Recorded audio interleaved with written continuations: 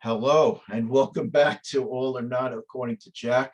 Unfortunately, we had an internet issue at the towards the end of the video, the part one, where we did from song 15 down to song number 2, and right before Andrew is going to get into his number 1 Steely Dan song is where we kind of he had a little internet turbulence, and I had to cut it off and just do a conclusion. So without further ado, Andrew's number 1.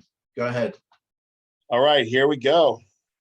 I didn't have to think too long and hard about this. It was pretty easy.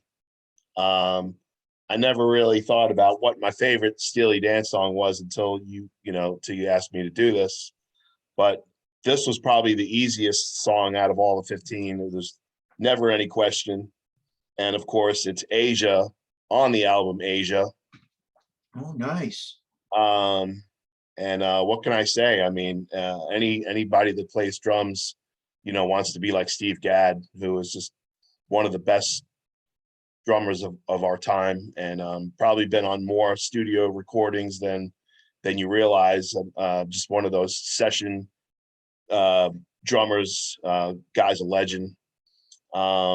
Anyway, besides the fantastic drums at the end of the song, it's just one of their most complex songs. There's just a lot going on here. When I thought about this song, I was like, what do I even say about this song?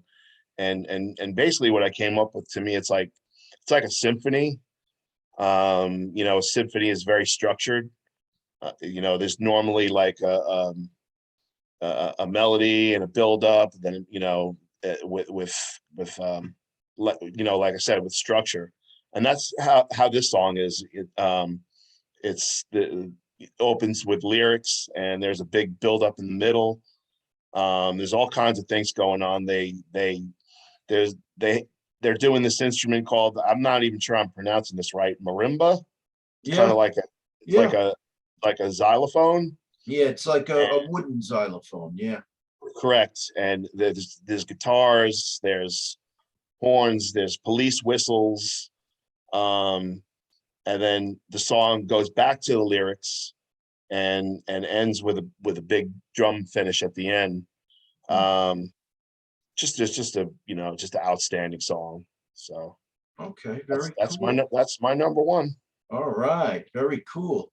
So my number 1, and again, you've already mentioned it, off of Countdown to Ecstasy, probably the heaviest song they've ever played, Bodhisattva. That guitar for me is to die for. And then it almost, and that keyboards, I think I mentioned in the middle section where it really lends itself to the song, where it goes do do do, and meanwhile he's playing this furious guitar solo lead, and it's just really cool. And it's like the song is going somewhere. It's always progressing. And Bodhisattva, won't you take me by the hand? And it's got something of a swing beat. At least that's what I think, but I could be wrong. But I mentioned the swing beat in a Leonard Skinner song in my Southern Rock top 20, but this has that similar beat that I just love. It feels like, for me, it's like a little bit of a different time signature, but I could be wrong. I'm not a drum expert, but great song. So Absolutely, yeah. That and I mentioned that easily could have been in my top 5. It's right. I'm my only regret to Steely Dan is that I never saw them live. So I don't know how. Of course, you saw them. I'm sure they played Bodhisattva live. So I don't. I don't think they did, but they played a lot of. They played Josie. They played Black Cow. They played Hey 19 and Deacon Blues, and all those great songs. But one thing, Andrew, that you would have really appreciated, their drummer that night. He would, well, first of all, fortunately, I got to see him when Walter Becker was still alive, so that was cool. But then Yeah. the other thing, their drummer that they had that night was on fire. You would have loved him. He was great. He was basically all over those skins, like no drummer I've ever seen. Yeah. Well, they're known for only having top level musicians, throughout their history, and I'm sure it's no different when they're touring Right. Now, currently. Donald Fagen sounded good, but their opener was Steve Winwood, and I thought vocally he was a little better. But you know what? Yeah, you can't criticize anybody for that. Everybody ages differently, and Steve Winwood, he just still had it with his vocals. Yeah. You get these rare performers that still sound good. Another example is Paul Rogers of Bad Company. He still sounded great, and I just did a review of a new Scorpions album. Klaus Meine still sounds great. So it's up to the individual. But It's funny. I just recently, very recently, probably within the last 2 or 3 months, did I search for Steely Dan on YouTube to watch um, one of their recent concerts. When I say recent, it was probably like from 5 years ago. right. So I had never even seen, like a concert of them on YouTube. So I just did this, like I said, maybe a couple months ago, and I was pretty impressed. I mean, Oh yeah. I always had this, as much as I love Steely Dan, I always had this notion that, they're strictly a studio band. They were. They were known to be a studio band in the 70s. They never toured. And so I always kind of had this stigma, like, how good could they be in concert? Like, Right.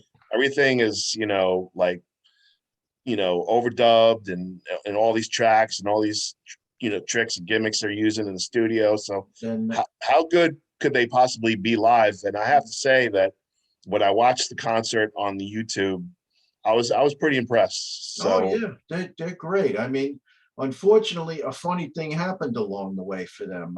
The music industry changed, and now bands just don't really make as much money off their albums anymore because you got you got all these people listening to albums on Spotify and iHeartRadio, and Pandora's another one, and they're not really buying the physical CD anymore. So it's harder for these bands to make money. So what they have to do is they have to tour, and to really make it worthwhile, they have to charge more money for these concerts, which it's a shame in itself. But you know, this younger generation and people of today, they're going more for life experiences and being able to say, yes, I saw Led Zeppelin, or yes, I saw the Eagles before Glenn Fry passed away, or in this case, uh what's his name, what's their name, Steely Dan. I got to see them. So yeah, so the whole dynamic of the industry has changed. But yeah. Well, Donald Fagen is still touring and still calling it Steely Dan. So yeah. never say never. I still have a shot. Oh, oh, okay, you're back. Looked like you froze again. No, I'm sorry. What were you saying there? Oh, I was saying that they're still touring under the name Steely Dan, even Right. though Walter Beck has since passed on. Yeah. But Right. they're coming in Charlotte in July, so Oh, maybe nice. Yeah, I um, think they're coming to the New York area. I think they might be coming to Jones Beach, but I'm not sure. But I'll be doing a lot of traveling upstate this summer, so who knows what my summer's going to be, but we'll see.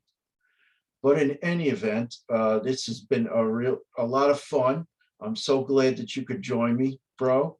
Uh, thank you. I love Thanks for doing having me. this with you. What's that? Thanks for having me on. Oh, you're quite welcome. And we're gonna have to come up with some more musical ideas, and discussions that we can have of bands that we kind of grew up with, like Steely Dan, for example. Yeah. So I'm just gonna say my bid everybody adieu. I'm gonna say thank you very much for watching. If you like my content, please subscribe. Please write your comments in the comments section. In this case, you're going to get two videos instead of one, but I'll put them both up at the same time so you can watch one and then go right to the other. So for my brother Andrew, I will say good night, everybody. Say good night. Night, everyone. Thanks. Have a good one. Bye.